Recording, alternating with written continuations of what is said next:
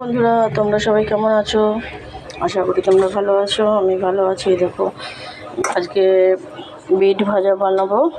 দেখো, এটাকে বিটটাকে ঘষে নিয়েছি, ঘষে জলটাকে ছেঁকে নিয়েছি। আর এটা শুকনো লঙ্কা আর রসুন দিয়ে সিম্পল বিট ভাজা। রসুনটাকে গরম হয়ে গেছে, দিয়ে দিলাম নুন,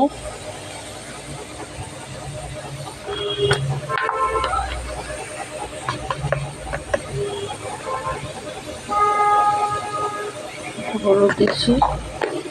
মা মিষ্টি একটু চিনিটা দাও না মা। নুন মিষ্টি দিয়ে বিটটাকে ঢেকে দেবো। ভাজা ভাজা হয়ে গেলে হেভি লাগে খেতে। খেয়ে দেখবে তোমরা সবাই। আলু দিলেও ভালো লাগে, আমাদের আলু দিও না। এটা একটু ঢাকা দিয়ে মজে আসবে।